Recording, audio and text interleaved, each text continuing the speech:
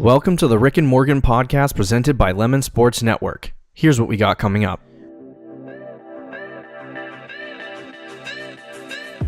You know, Amari Cooper is like Calvin Ridley's age. Yeah. Calvin Ridley's a rookie. Yep. He's young Yeah. and talented.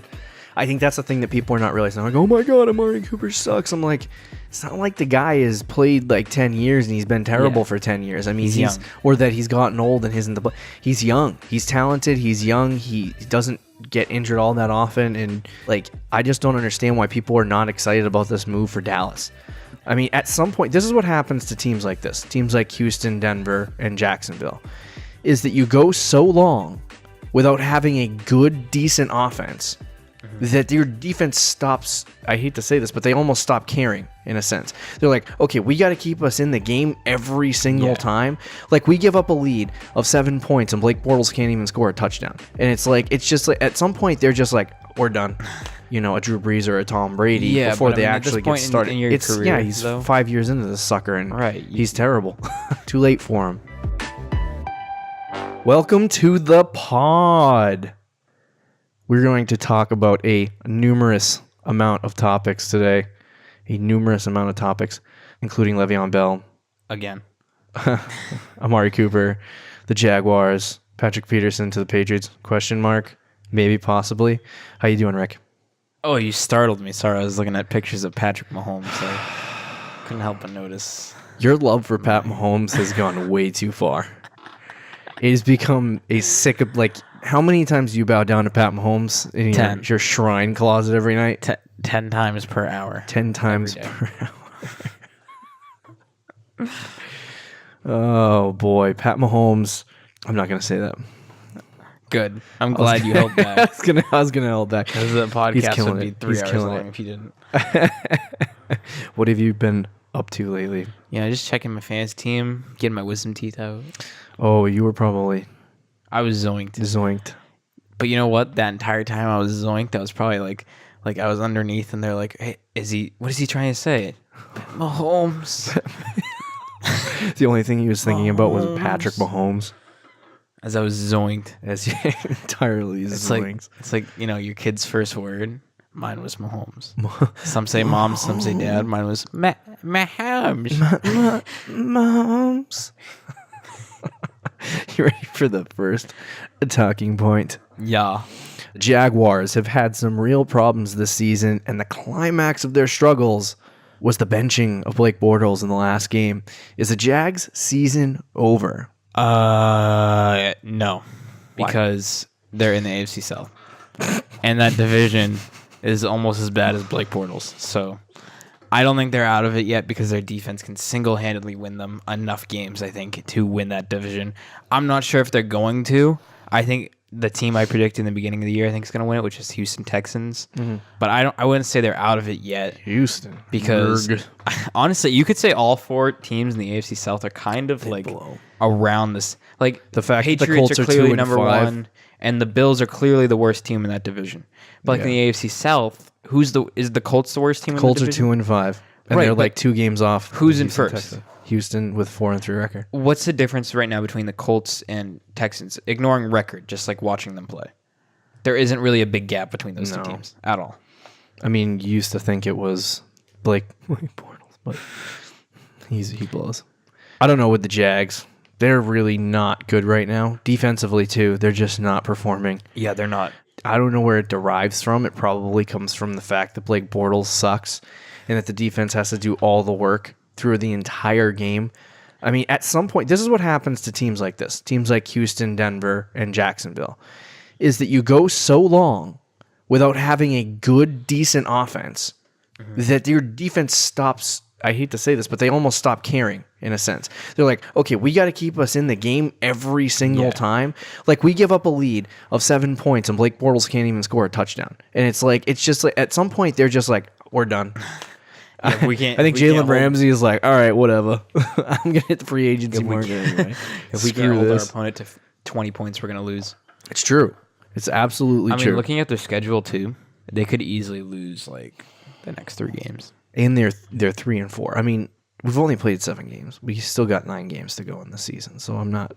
Is it 9 games?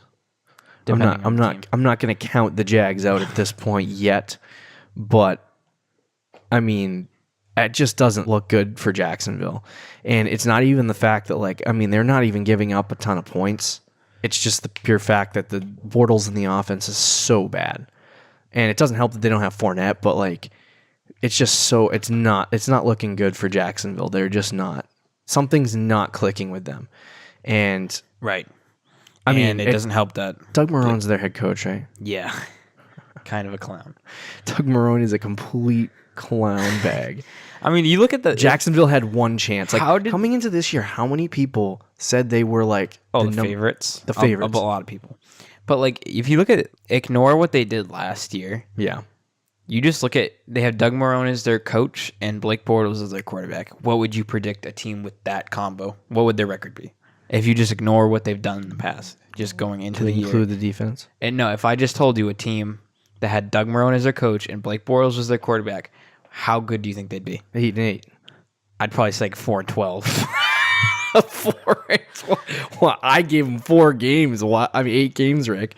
Jeepers. Dude, that's such a, like, a... Yeah. I mean, knowing what we know, they made the AFC title and they have a great defense. Jacksonville. But, like, that's such a...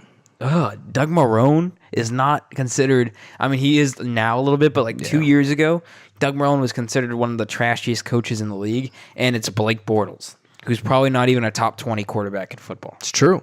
I mean, they are so... You know what sucks about this? The Pats lost to the Jaguars. Yeah. Week 2. That was their Super Bowl, though. But what I will say about Blake Bortles, who's their best receiver? I was going to say Allen Robinson, but that's not a thing anymore. Right. He's not there anymore. Allen Hurns, not there anymore. No. Leonard Fournette, injured. Well, guys, we got TJ Yeldon. Yeah. It's probably like, what's his name? Dede Westbrook or something like that? Dede Westbrook. Yeah. Just like Keenan Cole. I mean, if you really want to search for why Blake Bortles doesn't suck, then I guess you could point at that. Blake Bortles is one of those quarterbacks that desperately needs, like, for example, if you look at KC, right? All the weapons they have, all the offensive power they have. You stick Blake Bortles in that offense, all of a sudden he looks like a goat. Okay, let's relax with that. You know what he looked like? What? Slightly worse than Alex Smith last year. Yeah, maybe. But here's my thing. Blake Bortles can actually throw the football somewhat decently. He's not terrible at quarterback. He's just... He relies too much on everything else around him to make him better. Yeah. As opposed to a guy... I mean, he does have some talent. I won't disagree with that. Like, I've always kind of... You heard me talk about Bortles last year. I mean, obviously, he sucks now. But, like, Bortles is not... He has some talent. He has the ability to play the game of football. His drawback is the same as some of these guys like Derek Carr and Dak Prescott, is that they rely so intensely on their receiving cores and their running backs and their offensive lines that they can't perform unless they have that. And so it's almost like Blake Bortles. And the other thing Blake Bortles can't do is play from behind. I mean, that has been a problem for Jacksonville for the last 2 years, that their defense keeps them in it for as long as they possibly can. But Jacksonville has... I'm curious to know the statistic of how many times they've actually been able to come back in a game and freaking win it, because I would guarantee you it's 0. Like, every time they lose a lead in a game, they just poop their pants. Screwed. They're just like, oh, we're down 7 in the first quarter, it's over. Like, they can't even get that back. And it's like, Jacksonville is just so messed up. Like, I mean, I don't know if I want to blame it on Doug Marrone or, you know, it's obviously not the defense. The defense is the last problem. Yeah, even though they have been struggling a little bit this year. I think it's purely because of the fact that they have to go out and keep their team in it the whole friggin' time. And it just doesn't work at that point. But what do you think the Jags should do with Blake Bortles at this point? I'd just ride it out the rest of the year and see what you can do in the offseason. If they want to make who's their backup again? The guy they just put in? I don't even know. Hold on. That should say everything, though, because whoever it is such a trash can that neither of us knows his name. Or remember to care for his name. What is it? I never thought I'd be on the Jacksonville Jaguars website or searching their names. Quarterbacks, Blake Bortles and Cody Kessler. Right. It's Cody Kessler. So what's the alternative right now? No one. You sit Blake Bortles and you start Cody Kessler. How did he do when he came out? Well, maybe we can make a deal. What quarterback out there are you going to get right now? Nothing. There's nothing better than Blake Bortles. Nick Foles. Are you willing to spend first or second round pick on Nick Foles right now if you're Jacksonville? If the Eagles are asking for a first and second round pick for Nick Foles, They probably are. They're not selling him. A quarterback, and do you remember Carson Palmer? Yeah. He got like 2 first-round picks, and they were like 2 top. It's supposed to be 2 kind of high first-round picks. Yeah. Like quarterbacks in this league are overvalued. They are extremely overvalued. So you don't think the Eagles would be asking for a first-round pick? Here's the thing: is that if they were to make a deal next week to get Nick Foles, even so, even if they were to offer that first or second round pick and get him, I mean, I personally think it would be an improvement. But you also have Doug Marrone, who sucks at everything in life. So, but now you literally went from Blake Bortles to Nick Foles. So that's that's why I wouldn't give up a first or second round pick to get him, because Nick Foles is not your obvious future quarterback. Yeah, and also, I mean, you know how for a quarterback he's going to have to learn the entire offensive playbook in a half a year. Yeah, not even a half year, because they're going to have to grind to make the playoffs. They're going to have to ride this thing out with Blake Bortles and hope to God they get something decent.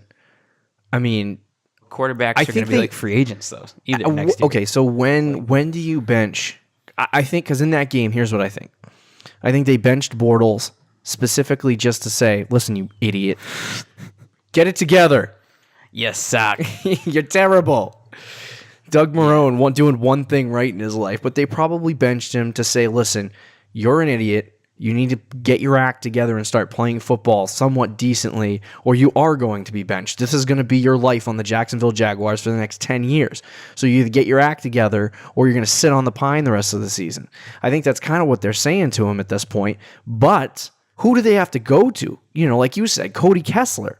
So they really have no negotiating value in the context of, okay, we're going to bench you. Like, if I'm Blake Bortles, I'm like, really? Cody Kessler, though?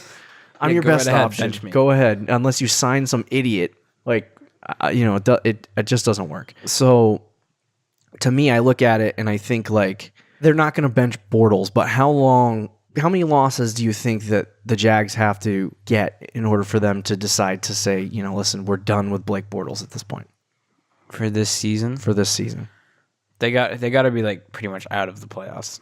But 8 losses. They go to the point, yeah, or be on the verge of like. Be right on the edge of out of the playoffs, and their whole offense is like stunk, hasn't improved at all. Right. Then I think maybe you bench him. But again, Cody Kessler, like he's gonna be just as bad as Blake Bortles, if not probably worse. It's true. I just think Blake Bortles has been one of those guys that's been like, he's mediocre. You know what I mean? When he's the feature guy on a team, he's mediocre. He is like a Nick Foles. And mediocre might even be nice. Yeah, might even be nice. But when he's like the backup and he, something happens and he comes in, he could actually be something decent for your team. But he's on that edge of like, and I had completely different thoughts on the kid last year, but he's now on that edge of like, okay, he's good enough to maybe kind of have a starting job somewhere, but he's bad enough to also sit behind guys. It's almost like Blake Bortles needs to sit behind somebody who knows what they're doing for a little while, like a Drew Brees or a Tom Brady before they actually get started. He's 5 years into this sucker, and he's terrible. It's too late for him. I mean, I think the two main problems for Jacksonville are Blake Bortles and Doug Marrone. Those are the two main problems. I don't think that anything else is really wrong with. I mean, obviously they want Leonard Fournette back, but nothing's really super wrong with the Jacksonville Jaguars outside of those two clowns. So. And their defense hasn't been playing up to par, though. Their defense hasn't, but do you put that on Doug Marrone? I don't blame coordinators. It comes back to the head coach. Yeah. Like, do you really think Arizona's problems are going to be fixed by firing Mike McCoy, or was that his name? I don't even know. Like, that's not going to fix your problems. You draft, I hate to say this. I mean, it's too early to say this about Josh Allen, but you drafted Josh Rosen. Josh Rosen, sorry. Drafted a trash quarterback. David Johnson can't run the football because he's blown out his knees a few too many times, and your offensive line is awful. So, I don't know. Yeah, I think the jury's still out on Josh Rosen. Yeah, I'm not going to. That's why I'm going to kind of take that back. Remember Jared Goff's rookie season? Well, yeah, but he was complete trash. Complete trash. But as far as Jacksonville is concerned, I don't know. What would you think? How do you think they're going to finish? Like, what's the record? Their best record at this point? Their best record? 9-7, probably maybe 10-6. No, that'd be like give them that. If they finish 10-6, that's a dub. That's a W. Yeah. Oh, big one. I don't want to see. I'm rooting against Jacksonville. I don't want to see them in the postseason. I don't think they're I'll be going to honest. get there. But do you realize that in order to get to that record, they have to go like 7-2 to finish the season? What are they? 3 and? Oh yeah, 3-4. right. And they're That's not gonna, terrible. Well, that's why I said that would be a massive. Right, they're not going to go Victory. 7-2. But at that point, they'd be back to normal. So this right here, the next 3 or 4 weeks is a crucial time for Jacksonville because if they go 2-2 at this point, They play they're Philadelphia Done. They're done this week. So I would say 8-8, but I could be very wrong about that. I don't want to ride the wave of emotion on the Jacksonville Jaguars. I think I'm with you though. 8-8, I think is. But I mean, at this point, what's Denver without a good quarterback? 8-8, yeah, 6-9. That's what Jacksonville is right now. 7-9 probably. 7-9. I'm sorry. I think the Jags are screwed. So let's move on to our next talking point. Amari Cooper was traded to the Cowboys for a first-round pick. How will this trade affect the Cowboys' offense going forward? Oh, your pants are off. I could tell. Oh my just by God. announcing this. Okay, so somebody in our fantasy league dropped Amari Cooper, and I was like, you know what? I'm going to pick up Amari. He sucks on Oakland. Maybe he'll do something. I don't know. I'll stash him. We'll see what happens. And then he gets traded to Dallas, and my pants are ripped right off. I ripped them all off. Oh, gosh. It's gone. We're gone here. Amari Cooper is going to be a top 10 wide receiver. Whoa. Like we're talking in general or fantasy? Like what do you mean by that? In general. Okay, that's a little... I mean, it's strong, but I love Amari Cooper. Okay, let me say that before he's always Before been my you guy. trash him. Remember, I don't know if you were there in the beginning of the year. It was week 1, and someone in our fantasy league was talking about Amari Cooper, and he's like, "Who has the thing for Cooper?" And he's like, "Oh, it's you, Ricky." And I was like, "Oh yeah, that's me. I love Cooper." So I love Amari Cooper. You know I love Amari Cooper. Yes, I do. You won't. Do you really think he's gonna be a top 10 receiver the rest of the season? I won't make this season. I won't make this that, season. I will not make that speculative leap until I see one game. It's Dak Prescott. I'll let you bro. know. I'll let you know in 2 weeks.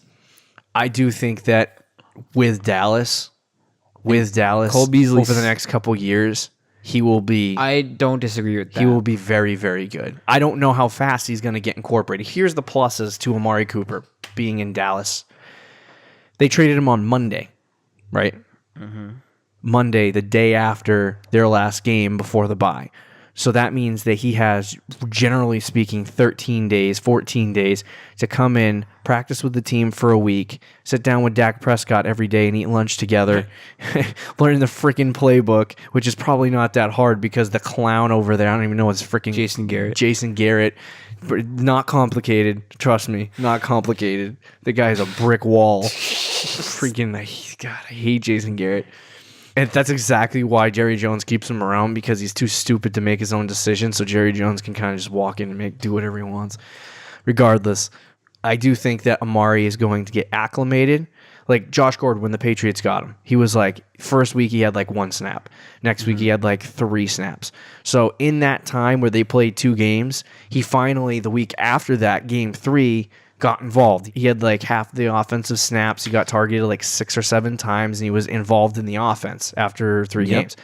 The same amount of time it took Josh Gordon to get implemented into the Patriots offense, you have what I would say a little bit easier of an offense in Dallas, and then you also have a full 13, 14 days before your next game. I agree with you when it comes Amari to Cooper is going to have time receivers to sit have down, to. This takes learn this this takes a whole offense, offseason, to learn how to connect with But Dak players Prescott. have to Once he connect figures with all their that out, quarterback. it's just getting on What the I mean field. by And that if you is target they the guy, have he's to- talented enough to him and catch the Derek football. Carr, I don't know if That's it all he ended needs that to way, do. He needs to learn his routes. At least That's it about started it. off. Now, they had a it's- pretty good relationship together, At the and they were beginning, pretty yeah. close. First couple of years. Right. So, how long is that going to take to build with Dak? We'll see. If the next 2 weeks Dak and him like click on some level, and I don't know if the Raiders and the Cowboys offenses are similar, but if they click, then he's going to see targets. I mean, right now, Jason Garrett has said that Amari Cooper is their number 1 receiver. He's come out and said that he is the number 1 receiver. Dak Prescott expects him to be the number 1 receiver. The offense expects him to be the number 1 receiver. They got their guy, right? So I have a feeling that they're going to get him involved immediately. And I shared with you some statistics today that said that he has an 80% plus catch rate when he has 10 or more catches. And that's off this season, obviously. But in the past, he has an 80% catch rate. So if you target the guy more than 10 times, he's more than likely going to catch 8, 9. If you target him 12 times, he's going to catch 10 of those balls. If he catches 10 of those balls, it's more likely that it's going to be because he averages 9.6 yards per catch. A lot of statistics. But that means he's probably going to get a 100-yard game. And if he gets a 100-yard game, that's really good for the Dallas Cowboys. And that's what Des Bryant was doing before he left. To go to the thing though too is like even if the free agent market. Go ahead. To play devil's advocate, Yeah. even if he is what you say and he becomes the number one receiver by the end of the year, He is the number one receiver right now. okay, but his first few games he's not going to get 10 plus target. He won't get 10 plus. He might get 10 plus target. After like the first two games. Okay, the so first 2 weeks. if he comes in, I just want to ask you this: if he comes in game one, gets targeted 12 times, the pants are off. Okay, all right. That's where I'm at. Is that if they treat him like a number one receiver first game, and he gets a ton of snaps, and they target him 10, 12 times, he's gonna convert those. He's talented. Even enough if you're to do it. if you're considered a number one receiver on a team, Yeah. that doesn't necessarily mean you'll produce. Do you know what I mean? No, I understand that. Especially with Dak Prescott as their quarterback. Yep. And Cole Beasley, it's Cole Beasley, but he does get like a decent amount of targets. Tavon Austin is still involved in that offense. Zeke Elliott is a big time pass catcher too. Like we've seen some big plays this year with him in the passing offense. The thing is though is that it opens up the offense. I think it does a little bit, yeah. And I think that having Amari Cooper now, I mean, it might take a game for defenses to realize that Amari Cooper is good at football, but I think that once you get Amari Cooper back, right, or you get him in a game and you get him involved, defenses are going to realize that it's going to open up Tavon Austin, Cole Beasley, their new tight end whose name escapes me, and Zeke Elliott. I was going to ask who the tight end is. I think it's going to open up their whole offense just by having Cooper, because now, like before, Rick, the number one corner on your team, who are they facing against Dallas? Cole Beasley? Yeah. Tavon Austin? I mean, come on. That's ridiculous. So, and what was the main focus of that offense is not Dak Prescott. The main focus of that offense is Ezekiel Elliott. And this week, Zeke had like 40 yards rushing, and everyone was like, oh my God, Zeke sucks. Well, what are you going to do when he's the main guy and there's nothing else there, and Washington has like one of the best run-stopping defenses in the league? Washington does have a really good run defense. What else do you expect from a guy like Ezekiel Elliott? I mean, he can't run people over when your offensive line sucks. Like, there's only so much you can do, you know what I mean? I mean, he was put in a crappy spot. But I think Dallas's offense improves immensely by getting Amari Cooper. I don't know if it's going to directly correlate to what Dak Prescott does, but like we were talking about before, Dak Prescott is a guy that needs target. He needs receivers. He needs guys to throw to. He needs talent around him to be a success. Dallas just put talent around him. And now we'll see if that success comes back or that talent comes back and turns into success. Do you think it was an overpayment? A lot of people think it was an overpayment. I think because Josh Gordon was gotten for. I think it is a slight overpayment because it's a first round pick and I love Amari Cooper. Yeah, but it's still like a borderline top 15 receiver. You know what I mean? And a first round pick is very, very. Is it better than what they could get in the draft this year? You can assume they'll probably make the playoffs. Probably. Yeah. I mean, that's the way I feel about it. You know, Amari Cooper is like Calvin Ridley's age. Yeah. And Calvin Ridley's a rookie. Yep. He's young and talented. I think that's the thing that people are not realizing. They're like, oh my God, Amari Cooper sucks. I'm like, it's not like the guy has played like 10 years and he's been terrible for 10 years. I mean, he's young. Or that he's gotten old and he's young. He's talented. He's young. He doesn't get injured all that often. And like, I just don't understand why people are not excited about this move for Dallas. To me, the Raiders have always been an abyss. Like, they are an abyss where you send players to die, and they die there. And it's like, I mean, as much as the Raiders have been successful the last couple of years, it's starting to come back. The Raiders suck. And it's like, to me, that whole situation was bad for Amari Cooper from the start. Now he's in Dallas, somewhat of a winning situation. He's in a better offense with more talent around him. That's going to open up his opportunities. That's going to open up Zeke's opportunities, Tavon Austin, Cole Beasley, their tight end. even Dak's going to be able to run all over the field now the way he was last year because of this whole situation. So it just opens up the entire offense from a lot of perspectives. One more problem that I have with it, though, with the first round pick is if this move does not work out that well for him and they don't win the division, that's going to be like a top 15 pick. Yeah. Yep. That is a hefty price. For Amari Cooper, I agree with that. It just depends on what they would get for him. They could have drafted Calvin Ridley. They passed on him. So there's that. Yeah, that was kind of dumb. So did the Patriots. Are you buying into these Raider plans of trading that? Like they've literally dumpster fired almost everyone. They have 3 at this first-round point. picks this year. They have 3 first-round picks. I saw a meme earlier today. It was just a picture of the draft board of the first round. Every single pick in the first round was Raiders. Imagine. Hey, but the thing with the Raiders, though, if Gruden, which, I mean, let's not get carried away, Raiders fans, but if he can hit on all 3 of those, if he hits on his draft, pretty much, they're going to be a good team. I agree. Year. I agree. I think I'm kind of buying into it. As much as people want to make fun of John Gruden. I'm kind of buying into it, too. As much as people want to make fun of John Gruden, but Gruden was brought, and I've said this from the beginning, he was brought here not to win now. He signed a 10-year contract. They brought him in with the full expectation that he would most likely blow the doors off this team and rebuild the Raiders. His way. Which could be a very bad thing. We don't know yet. Awful. We don't know yet. But I don't mind it, though. But that's kind of, everyone was like, oh my God, Khalil Mack trade. Even us, we made fun of him for it, which was kind of a stupid. But at the time, you were thinking that Oakland was going to try to win. Right. They're not trying. If they didn't trade all these guys, if they stud Cooper and Khalil Mack, I know, they'd probably be good. Decent. But it's like he's played Madden a few times and he's playing franchise mode where he plays the coach mode or whatever and he sells his whole team as a dumpster fire to rebuild. He's playing NBA 2K and Madden mode. Yeah. Like he's choosing the Atlanta Hawks and like tanking and he's got the all trades go through option on. Two first round picks from the Bears and they Bears suck. How often do you see tanking in the NFL? Never. I mean, the Colts tanked the 1 year to get Andrew Luck. I don't think they're tanking to get anything, though. I think they're just it's trading everyone away. Yeah, they're rebuilding the team in John Gruden's way. Really quick, before we finish this point or this topic, do you think Derek Carr is next? This is a hot topic that a lot of people are like, oh my God. I don't think he's next. Imagine the Jaguars call the Raiders, though. He could get like 2 more. He honestly could. What would you go if you're Jacksonville and you're falling down right now? Yeah. And you're stuck with Blake Bortles or whoever. I already forgot his name. The backup quarterback there, Cody Kessler. Thank you. If you have those 2 guys in your Jacksonville, what do you offer? And the Raiders tell you, we will trade Carr if you give me the right price. What do you give them? For the 2 first round picks. And if you're the Raiders, it's a quarterback, man. And if you're the Raiders, quarterback that's better than freaking Nick Foles. I'd probably say yes if I'm the Raiders.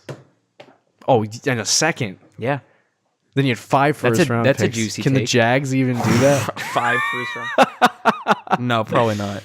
No, that's fantastic, though. If he was able to do that, I would not. Especially if you have him long term. If we find out next Tuesday, before the 4:00 trade deadline, that Derek Carr has been dealt, I wouldn't be surprised. I wouldn't be too surprised either, but I don't think they're going to do that. No, probably not. Let's move on to the next point. With the trade deadline coming up, do you believe Patrick Peterson, who's been in a lot of rumors lately after requesting a trade from Arizona, which who wouldn't do that? I'd probably request a trade from Arizona too. Yeah. Do you believe these Patrick Peterson to the New England Patriots rumors? And any other thoughts on the deadline that you might have? I would love to see Patrick Peterson on the Pats, but it's not going to happen. Did you see what he tweeted today? No. Oh, so you probably... I should have probably told you this before we started recording. Did he say he didn't want to be a Pat? No, he announced that he's gonna them and the Cardinals announced he's gonna stay. Oh, for real? Yeah, like he put out a 2-part Twitter post. Schefter wasn't he the one that said he wanted to be traded? Yes. Oh, he's such a buffoon. Which is dumb. That's fine though, because I think the asking price would have been too much, and I think that's not what they need. Who, the Pats? Yeah, they need a pass rusher. Like, when Khalil Mack was out there, that's the guy they should have got. I mean, their secondary is not the problem on defense. Yeah. It's their front 7. I think that's the bigger problem. And what, the Pats front 7? Yeah. Yeah. I mean... Let me see if I can bring up the exact tweets. I mean, I would absolutely love Patrick Peterson, a I've been Patriot. incredibly frustrated with how the season has gone, but my energy is 100% focused on being part of the solution and helping us turn around. I've never just shied away from a challenge before, and I'm not starting now. I've always given all my all to the Cardinals organization, my teammates, fans. This is what I intend to do for years to come. I am an Arizona Cardinal, and my focus is on this week's game. So I guess that's not really saying he's going to stay. But yeah.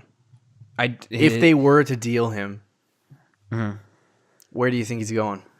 Dude, imagine Jacksonville. Jalen Ramsey on one side and Patrick Peterson on the other. That would be dirty. I don't know. You know how there was 3 teams? Mm-hmm. Do you know the other 2? I know the Patriots were one of those 3 teams that were interested in Patrick Peterson. So it would be interesting. Broncos. That's kind of dumb. If I was the Broncos, your focus shouldn't be on. I mean, that's not too dumb, but I just don't think that's necessarily what they need. I don't think they need help on defense. Jets too. Yeah, the Jets were one of the teams. Broncos. Jets would be very interesting. That would be an interesting. If the Jets situation. had Patrick Peterson, they'd be decent. They're starting to build something there. Yeah, I mean, Sam Darnold's pretty good too. But if the Pats got Patrick Peterson, I mean, what is the asking price for a guy like Patrick Peterson? What do you know what his contract is? No idea. Because if I think he's got a long-term deal with Arizona, which is why he would ask for a trade. Probably like a 2nd-round pick, maybe a 1st. If Amari Cooper just got traded for a 1st-round pick, I'd say probably first. It depends on the market, but I think the Pats could swing it for a 2nd. To be honest with you, would you do that? In a 2nd, for a 2nd. I don't know if I do. I'd probably do that. Send one of the McCourty brothers. I just yeah, that's a bye. Yeah, rip. Yeah, we'll drive you to the airport. See but again, I don't think that is their main issue, so that's why I'm kind of hesitant. But it's Patrick Peterson, so it's like he's such a stud. If you have Gilmore and Peterson, your secondary with Devin McCourty as a safety, like that's pretty darn good. Right. Do you have any other thoughts on the trade deadline that you want to share with me? I just want the Pats to get a pass rusher. I don't know if there's any out there. Well, that's the issue. Or even a linebacker, I think, would be helpful too. Linebacker. They lost their guy, so there's that. Right. Do you expect Le'Veon Bell to get traded? No. Okay. That transitions us to our next talking point, which is Le'Veon Bell. He's still a no-show. Mm-hmm. Your guy. Still a no-show. My fantasy running back that's yet to play a game for me. When will he return? I'm going to say next week. My theories are becoming reality. Now, last week on this podcast, I said that if you're a fantasy owner, you should probably panic at this point. Mm-hmm. He hasn't reported he's not playing on Sunday. You get another week of James Conner, all those James Conner fantasy owners celebrating. I wish that was still me. Yeah. I really wish that was still me. Sorry, I had to swing some deals. I mean, I got Antonio Brown out of it, though. So. Christian McCaffrey is a trash can. Debatable. But I feel as though, I said this last week, that it's not, 5-alarm fire storm that you have to start freaking out and try to sell Le'Veon Bell for like anything you can get for him. I had somebody offer me in fantasy a trade for Le'Veon Bell. It was like Brandon Cooks. I was like, oh my God, I'd rather wait than take Brandon Cooks on my team. I mean, Brandon Cooks is decent. He's decent, but would you trade Le'Veon Bell for Brandon Cooks? No, but I mean, dude, the later this goes on. Yeah, it's true. Especially and my theory on it, that I think there's a good chance that he'll split carries with James Conner, at least for the beginning. There's some interesting situations, though, with Le'Veon, so I'll map them out for you.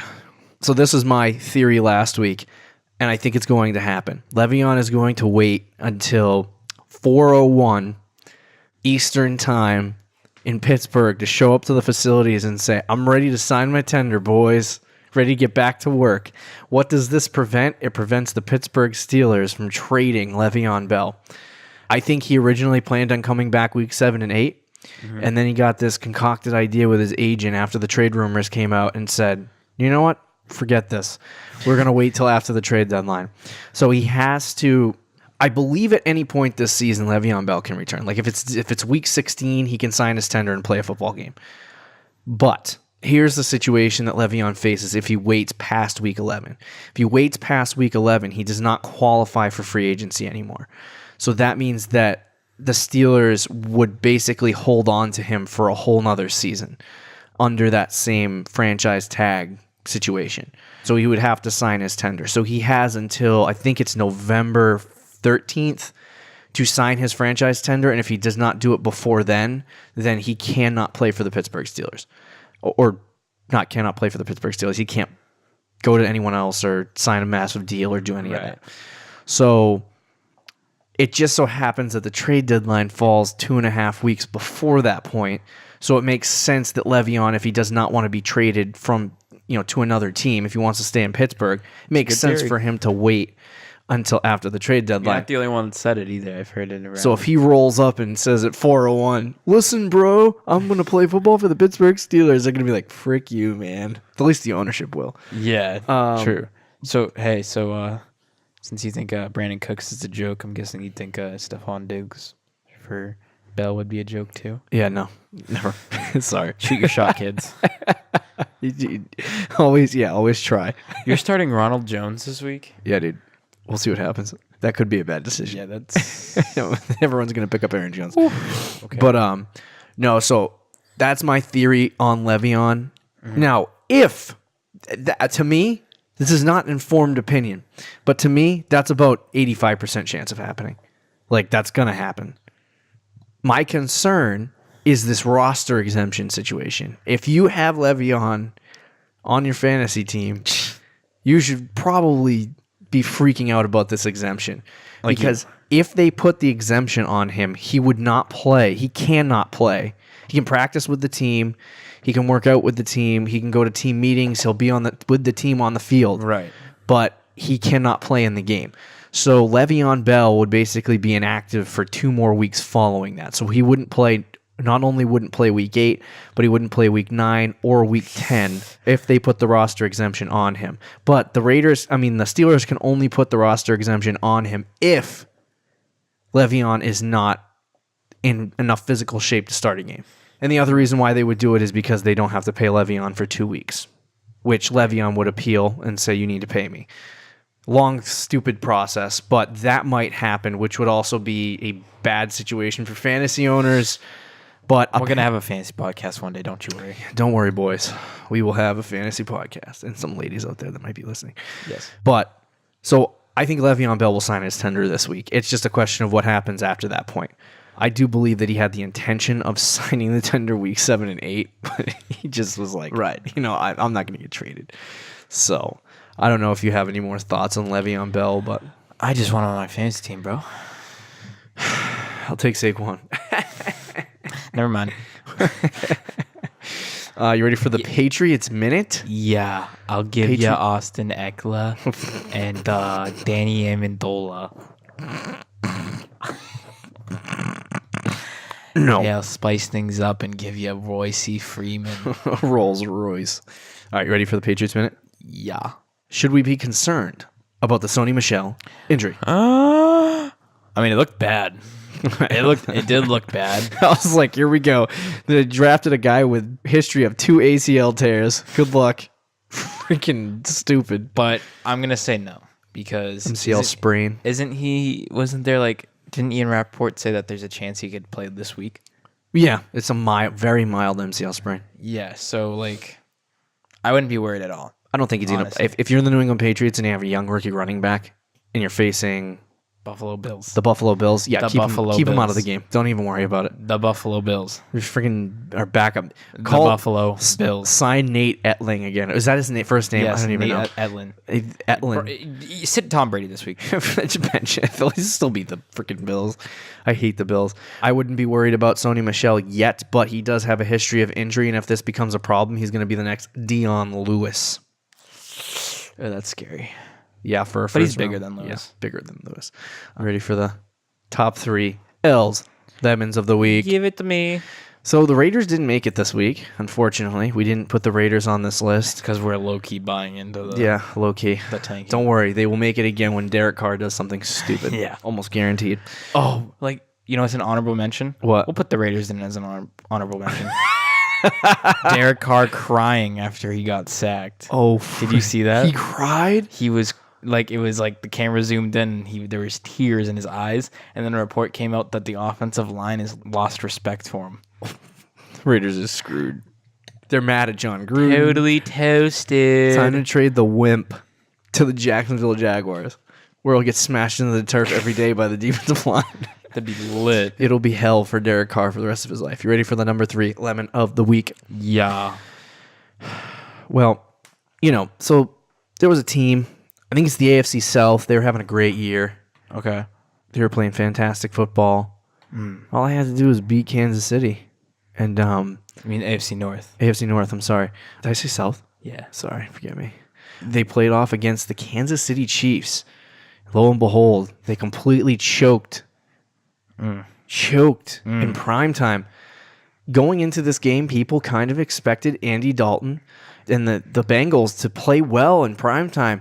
But we learned once again that the Bengals are awful as a football team. Now, I am sorry I bought in last week. I was going to say, I don't want to call you out or anything, but last week you did say. Last week Morgan was a freaking idiot. I hate the Bengals are the loserest organization for the last 10 years. My God. Yes. They can make the playoffs every year and get kicked out in the first round every year, no matter how good their team is. Tom Brady could be the quarterback and the Bengals still wouldn't make it out of the first round. Oh gosh. But if Mahomes was their quarterback, Kidding. Dalton and the Bengals are the number 3 L of the week because you can't compete ever in prime time. Yeah. Number 2, the Ravens were mildly close to winning the game, so much so that they scored a touchdown, and Justin Tucker came out, and you're like, locked it down, going to OT, right? Best kicker in the league. Yeah, one of the best kickers in the league. Got it locked down. Justin Tucker misses the extra point. They lose the game 24-23. How do you... Okay. People miss extra points. It's further out. Bill Belichick made people's lives impossible. Modern NFL. But how do you miss an extra point to tie the game? And the thing, wasn't he on an insane streak too? Yes. So of all the times to break that streak, it's probably the most important. Like, if you took every single extra point he took during that streak, I doubt a single one was as important as that one. And of course, that's the one he missed. And Justin Tucker blows it. Is there any kicker in this league we can rely on? Mason Crosby failed. Absolutely. Gostkowski is trash. Justin Tucker, you were my only hope. Obi-Wan Kenobi, and you failed. Number 2 L of the week belongs to Justin Tucker and his missed extra point. You sound like you were crying like Derek Carr. Just kickers are so bad now. Number 1 L of the week. And honestly, at the end of the year, we should give away an L of the Year award. Oh, gosh. An L of the Year award. That's going to be a giant L. A giant L. Just a trophy. Just a giant L trophy with this person's face on it. I think we have a clear winner at this point. It's Eli Manning. Eli Manning gets the L of the week. Why? Because, the Giants had a chance at the end of the game. They were running down the field. They had somewhat of a chance. They could have actually gotten the ball, scored a touchdown, done their thing. Well, Eli Manning's running a drive. They have no timeouts left. Gets into the red zone, right? What does he do? QB sneak. Oh, it didn't work. What do you do now? You clock it, right? QB sneak. Oh, no, there's 1 second left in the game. What do we do now? Oh, wait, we didn't have a timeout. They wasted like 45 Literally seconds. everyone on They had about a full minute. Yep. They score immediately. You got time. What were they doing though? You get in the red zone, right? I think they were like at the 5-yard line or whatever, at the 1-yard line. You have 4 tries at this. Clock it. One of them to stop the clock. Yeah. He comes up. Then throw like a fade to Odell. And then he sneaks it again. And then it's like, okay, now there's 15 seconds left. Let's try to run another play. And then they score with Odell, and it's like, wahoo. You could have scored with 45 seconds. Right.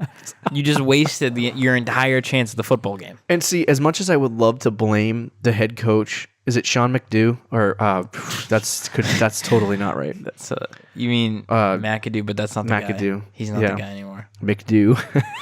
Just made a new coach name. Sound like you were trying to say Sean McVay. Yeah, I was mixing the two. Pat Shurmur. That's who it is, yeah. Gosh. So not only... That's a big upgrade from McDonald's over there. McDonald's over there, yeah.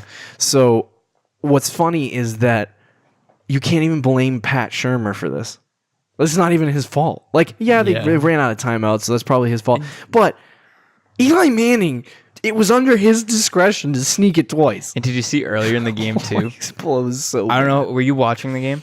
I watched the whole freaking thing. So, do you remember the play? It was much earlier in the game. Yeah. It was a 4th down, and they decided to go for it. They're at like the 1 yard line. Yeah. And it was a play action.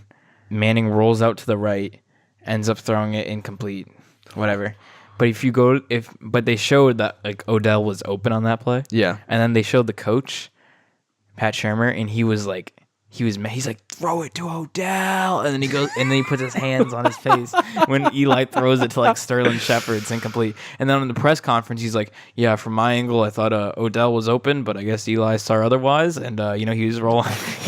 He rolled out. He scored on a touchdown like that earlier, so maybe he thought he could run, and all the guys were covered. Actually, you know who the unfortunately the best worst pick in Giants history, draft pick.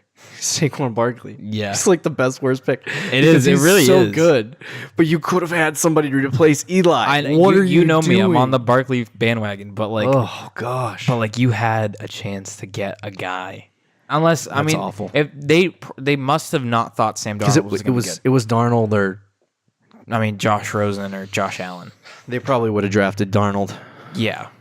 I think most teams. Who's on the board after them? After Darnold, Rosen, and Allen? No. After the Giants. It was the Jets. The Jets had the 3rd overall Would they have pick, drafted... and they took Sam Darnold. Yeah, but would they have moved drafted up, though. Rosen, or would they have... Oh, okay. Well, ifs, ands, and maybes. I'm not even going to go there. But, drafting Saquon Barkley, it's funny. It really is the best worst pick. It's because it's like, that's such a fantastic pick. It was a great pick. He was by far he's the best player in the draft. Yeah, but this league is so... see, I honestly think they still believe Eli is like the guy.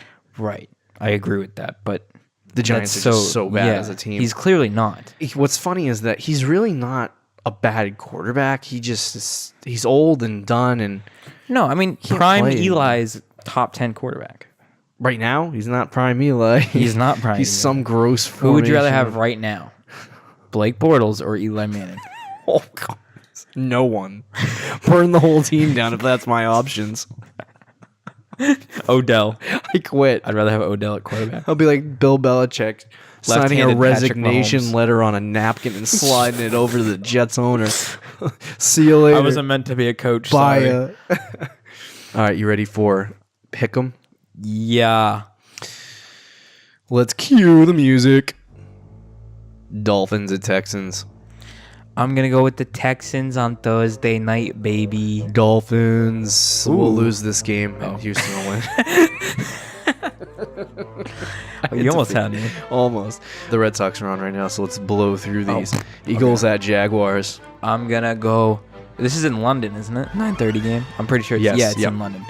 You go Eagles. This is actually a really tough game. I think Fly, this is a very Eagles, important game for fly Jacksonville, on the but road to victory. I'm going with Eagles. Yeah, good. Ravens at Panthers. I'm going to go with the Panthers. I'm gonna go with the Ravens. Broncos at Chiefs. Chiefs. But why are you asking me this? Chiefs will lose this game to the Broncos. Okay, relax. Are you serious? Yeah, I'm taking the Broncos. Okay. All right. Browns That's why at you losing Steelers. Steelers. Steelers. Oh, I wanted to take the Browns so bad because I know you gave me the face. All right, Seahawks at Lions. I'm gonna go Lions. Bucks. Oh, I skipped my pick. Lions. I'm gonna say Bucks at Bengals. I got the Bengals. I'm gonna say the Bengals. Jets at Bears. I really want to go Jets here, but I'm gonna go Bears. Bears. Redskins at Giants. I really want to say Giants, but they're Redskins. so bad. Redskins. Colts at Raiders. I'm gonna go with the Raiders. on this Raiders. one. I mean Colts. Oh, Colts. oh, Colts. okay. Sorry, I was like, Colts. Are you both taking the upset? You said Raiders, and I was like, oh my god. 49ers at Cardinals. This is trash versus trash. I'm actually gonna go Cardinals because I think I'm gonna they go lost so 49ers. badly, 49ers. and it's coming off a Thursday week. I'll go Arizona. I don't think they're that bad. Packers at Rams. This is a great game. I'm gonna go Rams. Ramses. Saints at Vikings. Lots of games this week. I know a lot. This is another good game. I'm gonna go with the Vikings. I'm gonna say the Saints. Sorry, Vikes. I love you, but Yeah, Drew Brees is GOAT. I'm the same way, but opposite. GOAT. I love Saints. I think they're Number gonna. 4.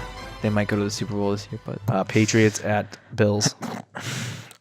Why is this on Monday night? And, well, because they probably thought Josh Allen was starting, and that would have been a little bit better, but it's probably going to be Derek Anderson or Patriots. Nathan Peterman. Why would they put that on? They flex it out. Put the Saints and Vikings on Sunday night, and then the Packers and Rams on Sunday Night Football. Move the Vikings and Saints to And then Monday. what's your and primetime Packers and 4 Rams o'clock to game? Sunday. Freaking Broncos Chiefs? Yeah, 49ers Cardinals. People can watch that crap at 4 o'clock. All right, you ready for this? Well, I mean, you could put whenever Cleveland's playing, you just make them the primetime game because Cleveland is always in overtime every time.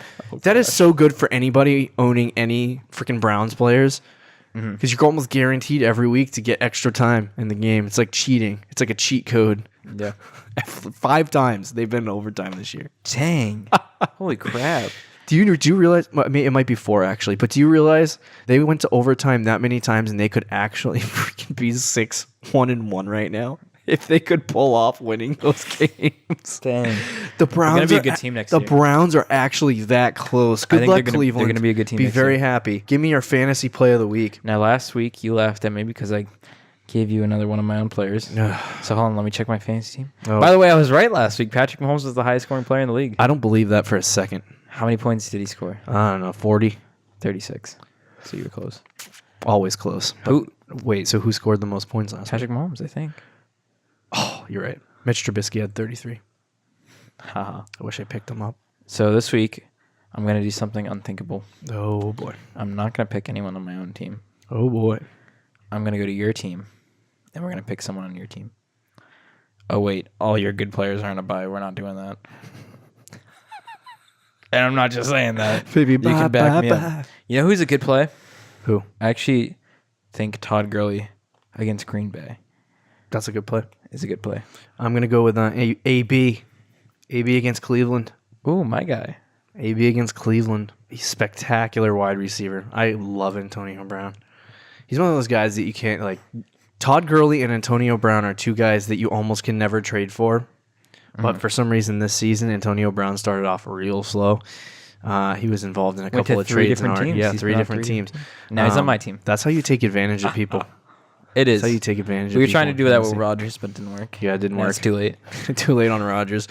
You have any closing thoughts before we close the show out? Here's my closing thought. Nathan Peterman is going to have a breakout game against the Pats on Monday Night Football. He's going to throw 6 touchdowns and 0 picks. And hold on, let me smoke another joint. Buffalo Bills Mafia, baby. Get the tables ready. Smash them up.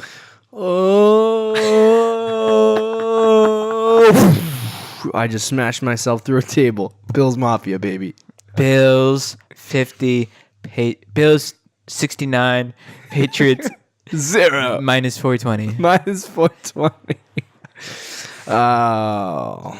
Thank you for listening to the Rick and Morgan podcast presented by Lemon Sports Network. Please follow us on Twitter, Rick Morgan Pod, at Rick Morgan Pod.